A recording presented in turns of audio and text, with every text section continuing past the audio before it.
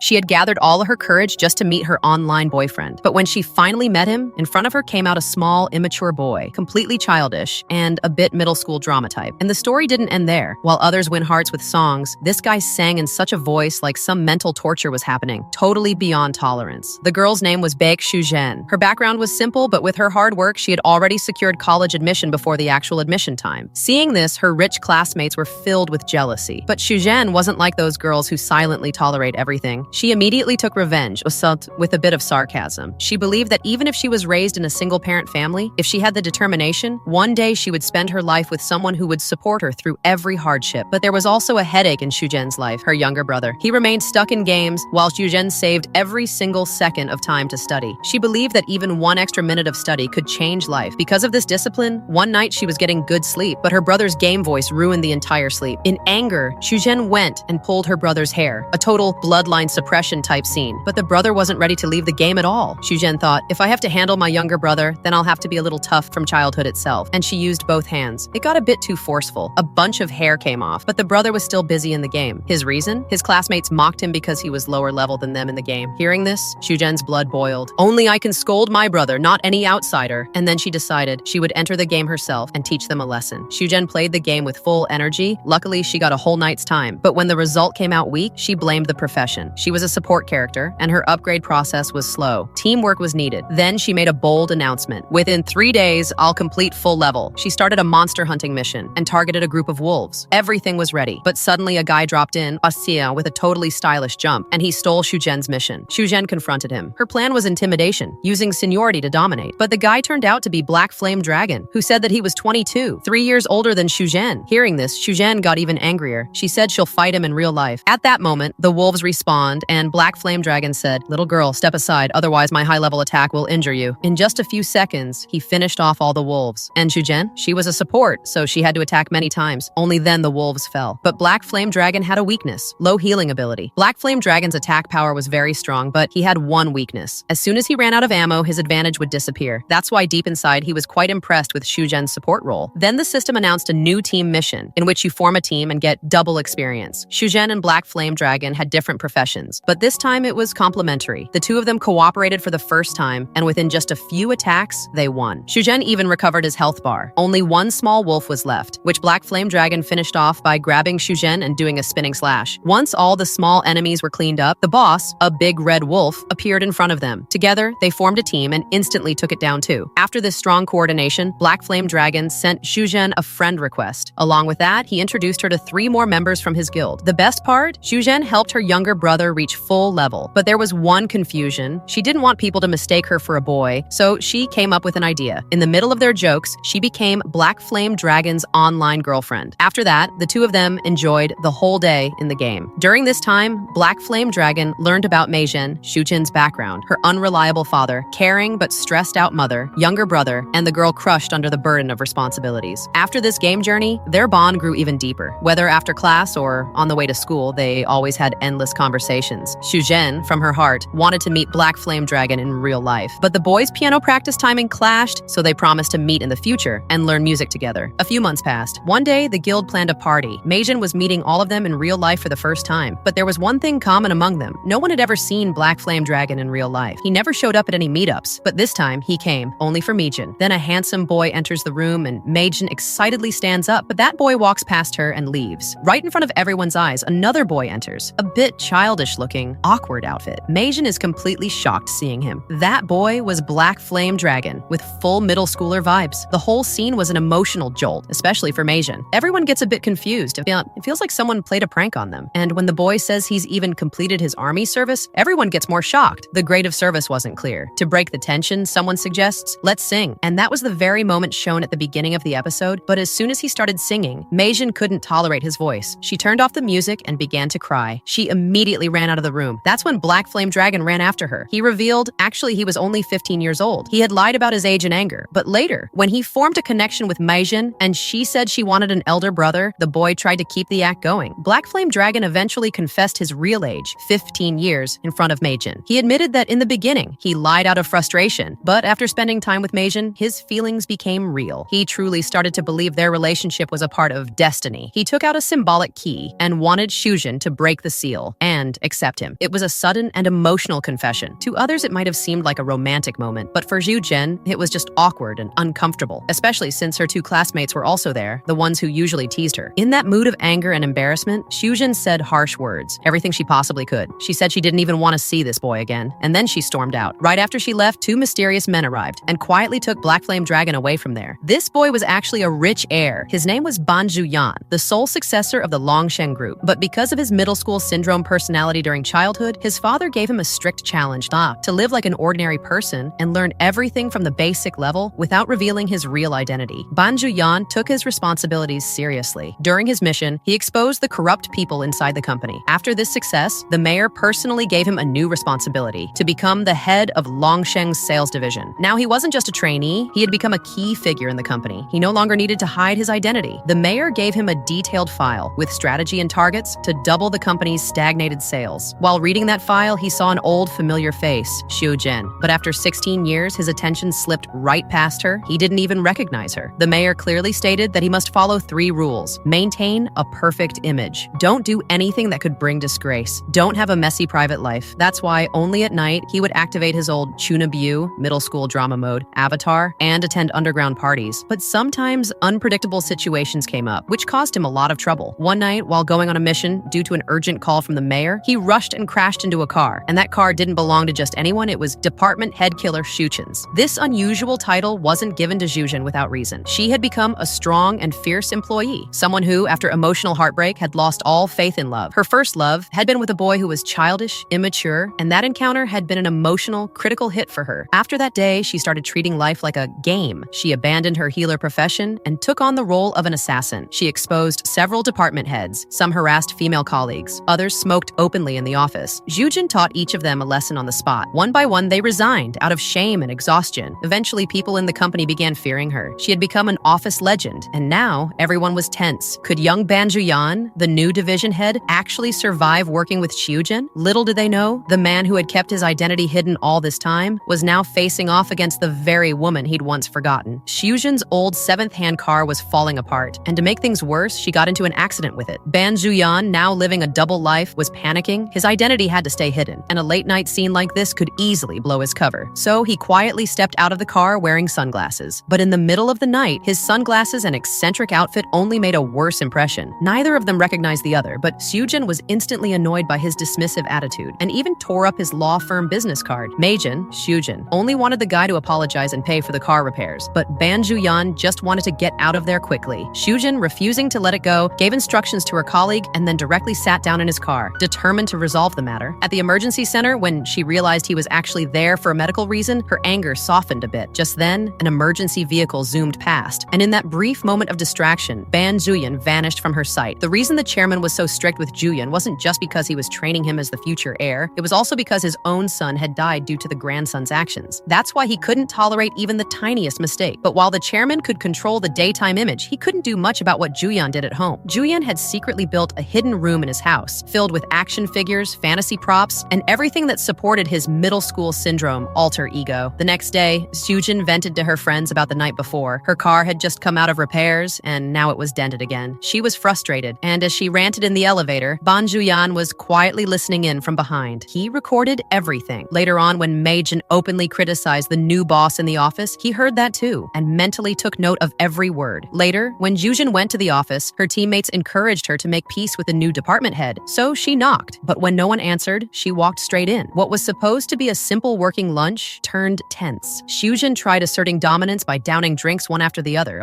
but Zhuyan didn't back down either. He even removed his watch, a symbolic gesture that he wasn't holding back anymore. As soon as Zhu Jin finished a full glass, Zhuyan immediately refilled his own and let out a little burp across the table, unintentionally creating a comic moment. Everything changed when Ban Zhuyan changed outfits and realized that the girl from last night's car accident was the same woman now working directly under him. She turned his head and thought, what kind of fate is this? At the same time, Zhu Jin noticed the tattoo on his neck. She recognized him instantly. Just as she was about to scream in shock, Ban Zhuyan quickly covered her mouth before his secret could be exposed in front of everyone. Zhu Jin had wanted to apologize for the car accident the night before. She started saying quite a bit, but Ban Zhuyan interrupted her, saying, forget everything that happened last night. Not just that, he firmly stated that the two of them had never met before, and whatever happened today should also be treated as if it never occurred. But the moment he walked out of the office, he mentally classified Zhu Jin as a level level 1 danger. The next day, Ban Juyan announced a 2x growth target for all employees. To ease the tension, he reassured them that he would handle all the planning. They only needed to focus on execution. Privately, though, he warned Xuzhen he wasn't like the former department heads. If there was ever a conflict between them, he would win, and she would be the one to leave the company. Impressed by his passionate speech, the mayor sent him an extra strong coffee as a reward. Meanwhile, Xuzhen decided to take her teammates' advice and try easing the tension between her and Juyan. She planned to buy him a chocolate latte, but unfortunately, Ban Juyan clearly didn't like the drink. Her first attempt at goodwill was a total failure. Not long after, Ban Juyan spotted a limited edition toy at a store. It immediately triggered his hidden Chunabu middle school syndrome side. He put on his sunglasses and dashed toward the toy to grab it, but a little kid beat him to it and blocked his way. When reasoning didn't work, Ban Juyan actually got into a tug of war with the child over the toy. But of course, the child quickly grew tired and began yelling loudly for his mom. His mom didn't show up, but Xuzhen did, and she witnessed the entire embarrassing scene. Juyan was baffled. Why does Xuzhen keep showing up everywhere? Is she following me? But Xuzhen's attention was fixed on the toy in his hands. Realizing his secret was dangerously close to being exposed, Juyan quickly handed the toy over to the child and said, "I saw how much you wanted it, so I decided to buy it for you." Xuzhen was quite impressed by the gesture. She told the child warmly, "Don't forget this big brother's gift and make sure to thank him properly." Even as she walked away, she looked back 3 times. A small sense of respect had formed in her heart. But for Ban Juyan, it was yet another moment of exposure, where his carefully hidden secret had once again been revealed in front of Xuzhen. This time, Ban Juyan mentally classified Xuzhen as a level 2 dangerous person, and even considered eliminating her from the company on disciplinary grounds. However, the city mayor appreciated Xuzhen's capability and leadership. In his view, Xuzhen was a highly talented team leader, and firing her just because of the department head killer nickname could stir up serious controversy. The mayor misunderstood the situation. He thought Ban Juyan actually liked Xuzhen, and since Ban Juyan usually maintained a calm and private demeanor, the mayor believed he was acting purely in the company's best interest, free of personal bias. Since he couldn't fire Xuzhen directly, Ban Juyan came up with a trick. He would make her resign on her own. During an overseas market strategy meeting, he suddenly started using Spanish, hoping to embarrass Xuzhen and push her into giving up. Juyan thought he had finally backed her into a corner, but to his surprise, Xuzhen responded fluently in Spanish. That moment was a silent blow to his ego. So the next move was political. He reached out to his childhood friend, Mayor Jin, and asked him to gather information from the people around Xuzhen, especially about any upcoming group events. Mayor Jin told Juyan about a group dinner that Xuzhen's team was planning. Juyan casually showed up at the dinner. Coincidentally, Xuzhen had also decided to reframe the dinner as a welcome party for the new department head, hoping it would ease the tension between them. And that's where the episode's opening drinking scene takes place. Everyone was shocked to see the two of them drinking so heavily, but since neither of them had ever been seen drunk before, the others trusted them and eventually left for home. But Juyan's body began showing signs of weakness. He was clearly losing out to Xuzhen in the drinking game. Xuzhen, in a slightly teasing tone, said, "You told me to forget everything, but you still see me as a threat, don't you?" She shared her struggles, how she had worked so hard, giving it her all, and yet had her dedication ended up irritating her boss? Juyan replied softly, "I don't hate you. I just see you as a potential threat." That left Xuzhen confused. She couldn't quite understand his reasoning. She thought to herself, maybe if I get him to drink more, the truth will come out. But what actually happened was that Juyan got completely drunk. He had to be taken home, but instead of giving his address, he mumbled just one word: chocolate milk. So Xuzhen handed him a carton of chocolate milk, helped him into the car, and dropped him off. The next morning, Ban Juyan felt like the sky had collapsed on him. He realized that he'd shown weakness in front of Xuzhen, and the fact that he asked for chocolate milk became a personal embarrassment. And just when he'd boasted to the mayor that he didn't lose to Xuzhen the night before, he overheard her in the corridor laughing about his drunk episode. He was furious, though still trying to keep it under control. He indirectly warned Xuzhen that some people were only spared because others chose to go easy on them. "If I wanted," he said, "it could all end with just one kick or one punch." And then he added, "You're one of those people too." Xuzhen was shocked. Her dedication and hard work had been completely dismissed. Her temper finally exploded. She stormed straight into Ban Juyan's office and confronted him. "If everyone starts from the same place when they leave the company, what right do you have to look down on others?" she clearly stated. "If you've got the guts, give up your title and face me in a fair fight." Just when Juyan thought everything was under control, the mayor warned him, "If this drama continues, you'll be the one in serious trouble." There could be accusations of office bullying and abuse of power. Juyan knew deep down that he'd crossed a line, but what he feared most was that Xuzhen might expose his secret life. At the same time, Zhu Yanshu, Juyan's assistant, wanted Xuzhen to calm down. But for Xuzhen, things weren't that simple. "We all work on monthly salaries.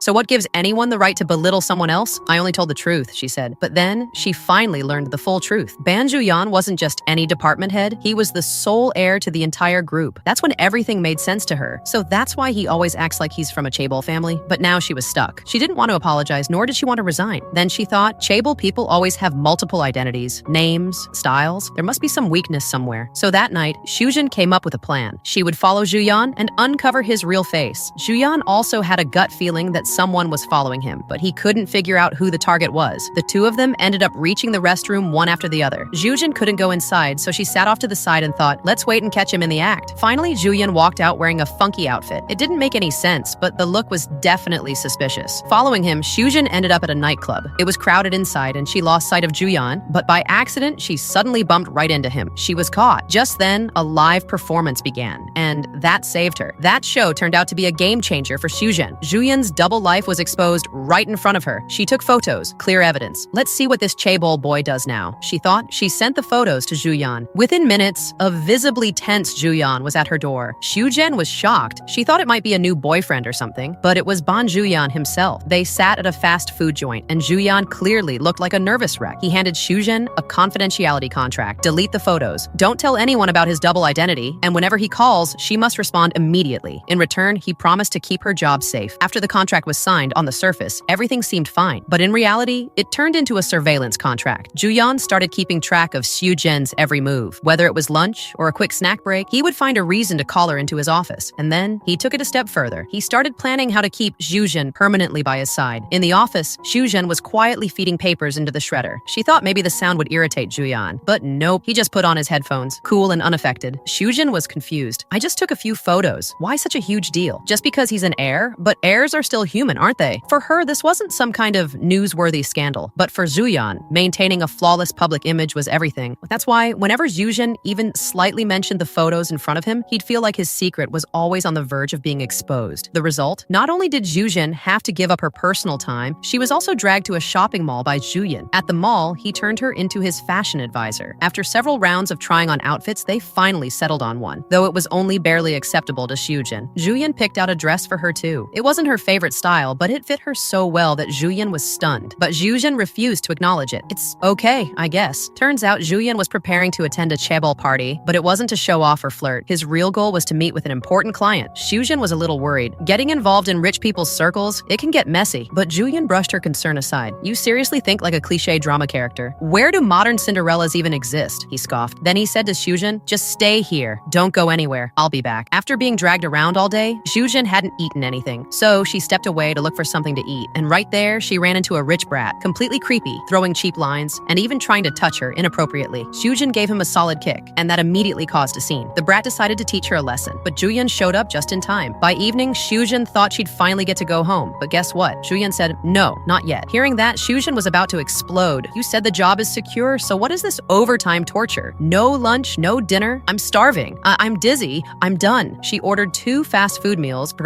thinking, there's no way Mr. Fancy will eat this. But he grabbed a burger too, like hunger makes everyone equal. This time, Shujin didn't get angry, just curious. So what now? Are you going to eat dinner with me every day just to keep monitoring me? What's next? Sleeping beside me too? She calmly added, look, I signed the agreement. I know I won't leak your secrets. I won't risk a lawsuit, and I'm not about to lose my high-paying job either. Just then, a joyful voice from a little kid caught her attention. Turns out, with the fast food combo, there was a free toy included. Shujin looked at it and said with a little sigh, oh, missed out on this too. For the next part of the story, make sure to like this video and subscribe to the channel. Thanks for watching.